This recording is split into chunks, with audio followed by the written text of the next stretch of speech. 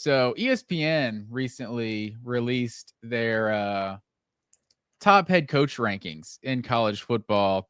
There was some sort of panel because they had 12 people, and this is a separate conversation, but we'll get there. Kirby Smart, almost the unanimous number one. 11 of the 12 first place votes. I scroll down the top 10. I have a theory here. I scroll down the top 10 and it didn't say any of those other guys got a first place vote. So I don't know who got the first place. I'm thinking maybe Deion Sanders, maybe someone, voted him because he's the hot coach right now, but he didn't make the top 10. I don't know.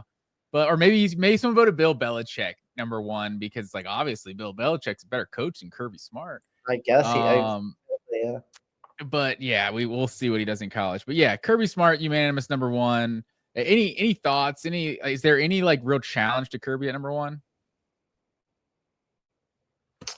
I don't really think so, man. I mean, I guess now that Ryan Day has gotten the monkey off his back at Ohio State and won the national championship, there are some people who I'm sure would advocate for him. I would not be one of those people personally, but I think even though Georgia hasn't had the playoff success that it did in the last couple of years, as much as it when it obviously won 2 championships, I still think Kirby Smart is still pretty clearly the number one coach in college football, if you ask me. Yeah, I think that's really the only other argument. I mean, I guess if you want to go resume argument and give Dabo Swinney, but yeah, I mean, where is he? I think they ranked him 3rd, which I would not have him ranked that high, in my rankings today, because I think Dabo Swinney with his philosophies is not. He's not as good of a head coach as some of these guys right now. Obviously he's taking some guys in the portal this offseason, but I don't think Dabo Swinney's doing everything he can to build a national championship program and some of these other guys on this list. Yeah, and Kirby Smart hasn't lost to either of them, I don't think, which I know that the head-to-head is not always the best argument, but I think that's worth mentioning too. Oh, man, that's a good call. So Kirby's 1-0 versus Ryan Day, 2-0 versus Dabo. Shoot, he's 0-1 against Marcus Freeman, who's number 4 on this list. Oh, right, yeah. I mean, Marcus Freeman's a great coach. And then 2-0 versus Sarkisian to this point. So Kirby's 1-0 versus Lanning, 0-1 versus DeBoer. He's played this whole list. That's pretty wild. Hadn't played 8, 9, or 10 yet. Well, right when Georgia played Penn State, that wasn't James Franklin, was it? Back in was that 2015? That would have been was James Franklin at? I think he may have been. I'll have to look that up. Can you look that up for me? Yeah. When James Franklin got to Penn State, but I remember that was the game Terry Godwin had a 50-yard touchdown pass or something. Right? A touchdown. Right? I remember something weird. It's Saquon Barkley. Georgia held him. Georgia shut down Saquon Barkley. I think maybe that was freshman, sophomore Saquon. Yeah, that was James Franklin's second year as the coach. Okay, so oh shoot, that would have been Kirby though. That was Mark Richt. That wasn't even Mark Richt. That would have been Brian McClendon coaching, right? Yeah, it was Brian McClendon coaching. Okay. So Richt or Kirby never beat James Franklin. So, so that's, I think, and to finish the list, you got Sarkisian at 5, Lanning 6, DeBoer 7, Franklin 8, Whittingham 9, and then Matt Campbell at 10. Is there anything you specifically disagree with on this list? I don't think it's a crazy list, honestly. I like it. I mean, college football, I feel like, is just in a there aren't. I feel like there just aren't that many universally Titan coaches anymore. There's not a bunch of Nick Saban type of or Joe Paterno type figures in the game right now. But I agree with Kirby Smart at number 1. I think Ryan Day and Dabo Swinney are deserving to round out the top 3. Maybe some people might have issue with Marcus Freeman being number 4, considering he's pretty young. But I mean, yeah. He led them to a great year last year, and I mean he's brought that program further than Brian Kelly ever brought it, which I think is kind of funny. Well, I guess he also had them in the national championship one year, but that's true. I don't know. I think it's a solid list. Maybe Dan Lanning, you could argue, could be a little bit higher. I like that they have Kyle Whittingham in the top 10. Yeah. He's a great coach. Yeah, I honestly don't I don't have a super I don't really think I have any super crazy thoughts about this list that I can just rant about really. I kind of like it. Yeah. I think I'm the person that would object to Marcus Freeman being number 4.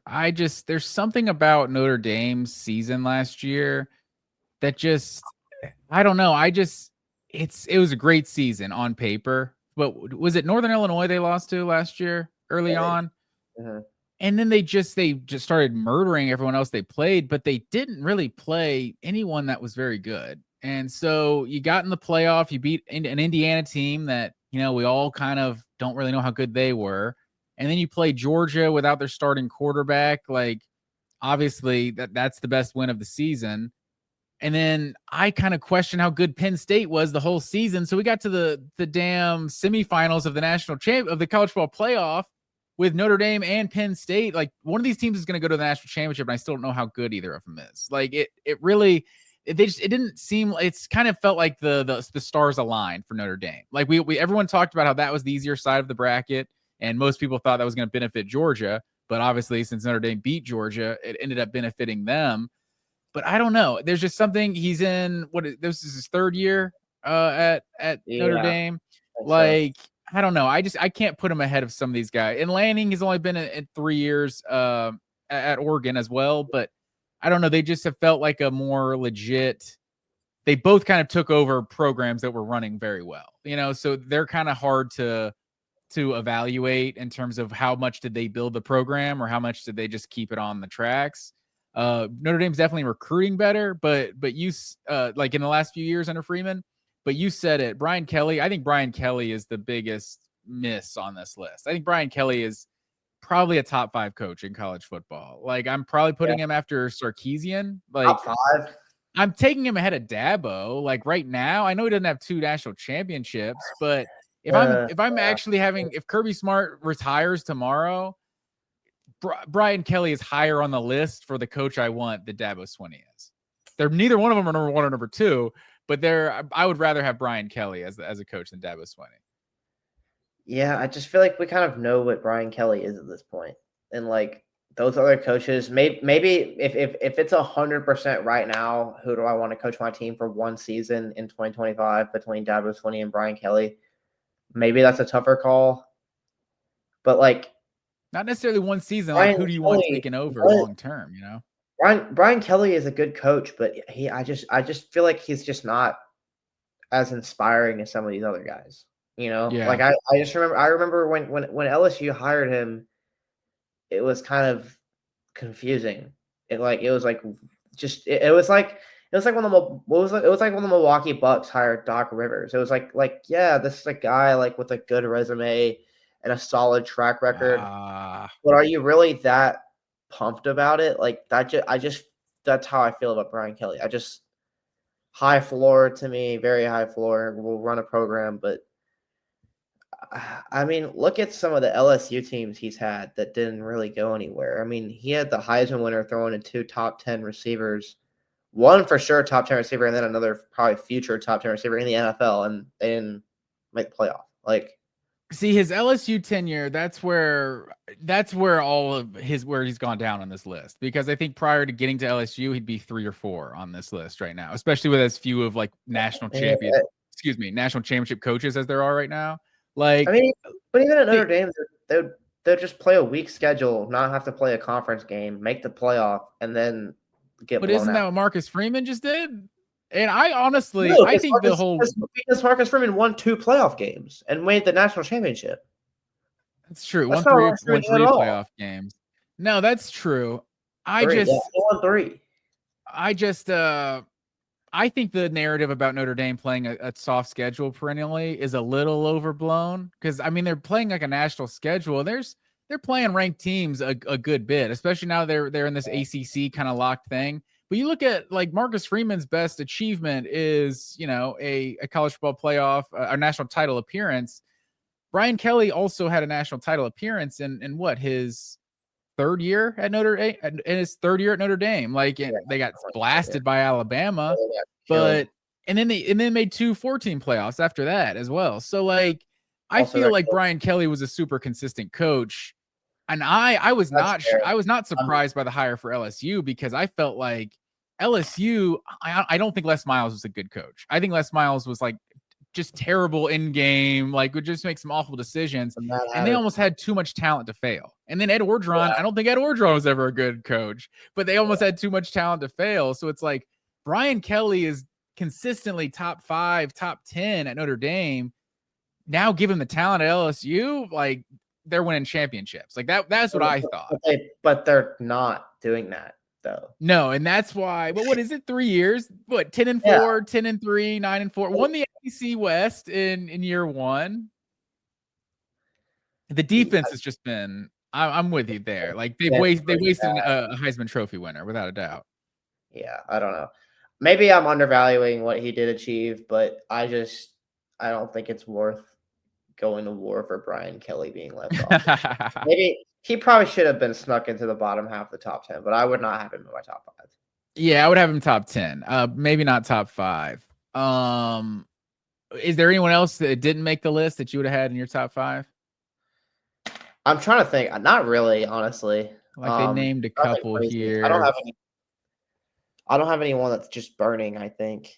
Yeah, like I said, Brian Kelly, like I feel like everyone loves Lane Kiffin, so I was surprised Lane Kiffin didn't get as many votes. Definitely surprised how low Josh Heupel was. Belichick is a tough one to rank.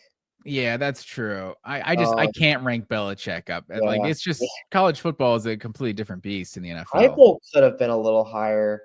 I think Heupel, we're not here to say nice things about Tennessee, but I think Heupel, we kind of like he's kind of a victim of his own success at this point. That I think we're kind of forgetting how long Tennessee was just irrelevant as a football program. And now they've had, 2 of the last 3 years finished top 10. Like that's pretty big time for where Tennessee was the last 10, 15 years.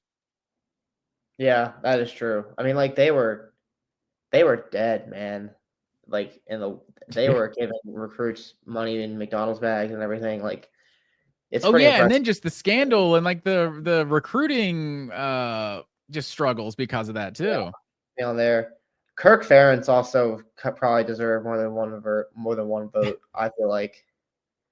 I think that's exactly as many votes as he deserved. He deserved one obligatory vote. Been there for so long, and like I know they've just never been good on offense, but they've also just been such a solid program despite that, and I feel like that says a lot. But that's also getting into that Brian Kelly territory of like you've been coaching forever and don't have a ton to show for it, so you can't be that high. But I don't know. Yeah, I think this is actually a pretty solid list. I mean, everyone's gonna have different opinions. I'm sure there's a lot of people that are gonna say, where's Dion or whatever, and that's fine. But I think this is ESPN is pretty known for posting lists that kind of are designed to piss people off, but I really don't think this is one of them. I think this is a pretty good list. Yeah, if Dion wins 10 games next year, he's on this list. Yeah, he's never coached without Shedeur. Yeah, he's never coached without Shedeur and Travis Hunter. So it's just so early. Like we'll see if they make noise this year, then it's like, okay, Dion's built a legit program. For sure. And they win 10 games, they're probably in the playoff, I would think, in the Big Ten.